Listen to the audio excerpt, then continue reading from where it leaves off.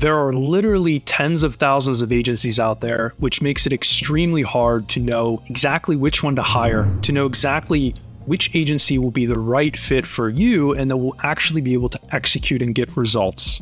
And the reason why I know this is so difficult is that running an agency and running other businesses myself, we've had to go through the process of hiring vendors for different activities, and we've hired dozens of vendors over the years. I know how tough it can be to try to make that judgment call and ensure that you're making the best choice in choosing an agency and choosing a vendor that can actually execute and get results for your business. In this video, I'm going to walk through the 6 exact things that I look for when hiring a vendor and also speak against those and how we work with clients on the SEO side of Rock the Rankings. Let's dive in. So the first thing, and for me, the most important starting point and thing that I look for when hiring a vendor is, do they have a specialization in our specific industry? And when I say specialization, what I'm looking for is, do they only work with certain clients? Basically, are they niche down and only focusing on our particular industry or segment? So what we do at Rock the Rankings is we work 100% only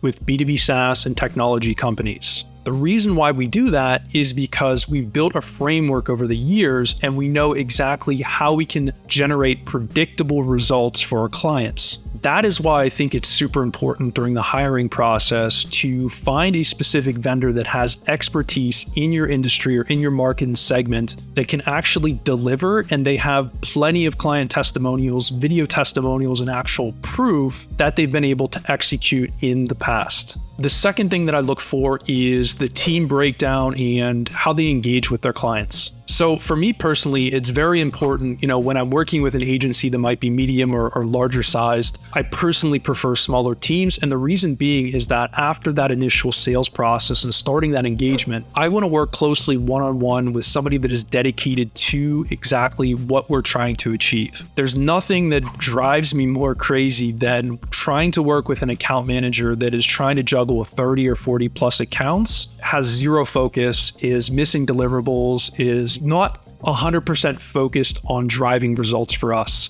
So in my opinion, the best solution here when hiring an agency for marketing activities or for whatever activities, when looking towards an agency or a vendor, you want to find somebody that specifically is going to give you that one-on-one attention and specifically is focused on your business.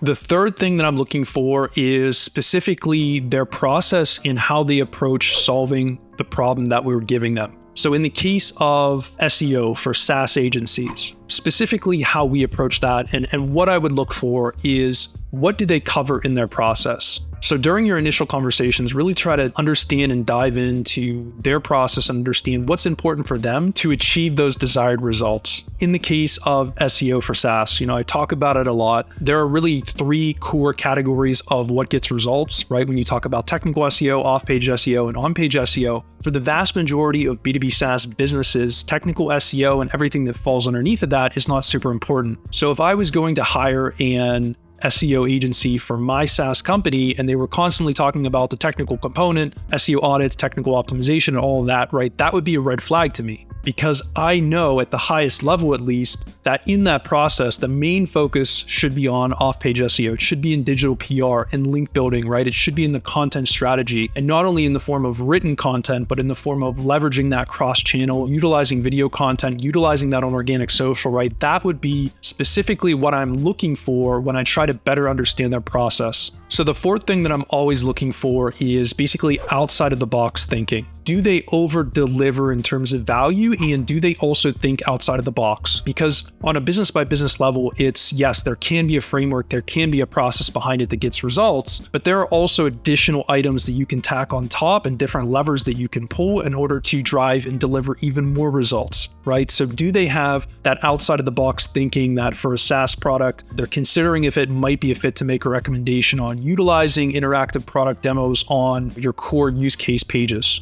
right? If you're focused on PLG, or are they focused on making recommendations that, hey, this copy is a bit off. Maybe if we focus on pain-driven copy here, we would be able to improve conversions because we're getting a lot of seemingly right fit traffic, but our conversions are low. Those are examples of taking a look at companies and teams that actually think outside of the box and really over-deliver. They're not just hyper-focused on that one singular granular process and framework, but they're able to analyze the data that they're getting back and make those recommendations on top as well. The fifth thing is their mindset on KPIs and reporting. What I care about personally as a business owner is taking a look at hard numbers, right? Hard numbers in terms of leads that we're generating, hard numbers in terms of our SaaS business, in terms of trials that we're actually generating, revenue that we're generating, right? A lot of vendors and agencies like to focus on those high-level metrics. Those metrics are not tied to revenue, and therefore, yes, there might be some insights to them, but from the client perspective, I don't necessarily need to know or care about that at a deep level, right? For me, that is the responsibility of the agency to monitor those insights and to monitor that data and be able to pivot and make adjustments accordingly. What I care about are our revenue generating activities and KPIs off the back of that. So a specific example of this in the marketing space, in the SEO space specifically, is, for example, starting a new campaign with a SaaS product that maybe is pre-launch. Going through and looking at leading indicators, at least to start for the first 6 to 8 to 12 weeks, right? And typically a leading indicator, or what should be a leading indicator, which a lot of times is not in SEO, it's maybe dragged on for 6 or 12 months, but is looking at the initial positions of our primary keyword or keywords that we're trying to rank for, right? That is a great leading indicator because we know from the SEO perspective that in the first 4 or 6 weeks or 12 weeks up, depending on the client, that we're not going to be able to start driving a ton of demos or trials from our efforts, right? We know by nature SEO takes time, but at least in those first 1 or 2 or 3 months, we can use and leverage that as a leading indicator, where then afterwards we start to dive into hard numbers in terms of demos, in terms of trial signups, that actual conversion data, and taking a better look at, well, are we driving a meaningful impact? For every $1 as well, are we returning $4 on that money? So is there a positive ROI against our campaign? So once you get to that 3-4 month mark and above, you're kind of pivoting away from those initial leading indicators and focusing more on the real metrics and real numbers that actually matter. And finally, the sixth thing is really an understanding of multiple channels. It's great to have that hyper focus on one particular service area, but you need to at least have a broad level understanding of how these channels interact. Because really all of these channels, when we talk about paid, when we talk about organic social, SEO, right, they all play together in some ways. So you need to have a deep understanding of how those channels play together because your efforts will overlap in some areas. So the question is, do they have a general broad understanding of those other additional channels? Again, it's great if they're hyper-focused. It's great if they're specialized in one area and not offering 20 different services, but do they also have an idea of the impact this can have on other channels and vice versa as well? So those are the 6 core things that I would consider when looking to hire a vendor for SEO purposes for your SaaS, as well as really applying those 6 core principles to any time you're looking to hire an agency, a vendor, a freelancer, whatever that might be. Again, my personal opinion, and that's specifically what I look for, and those are a few examples of what I suggest you look for as well.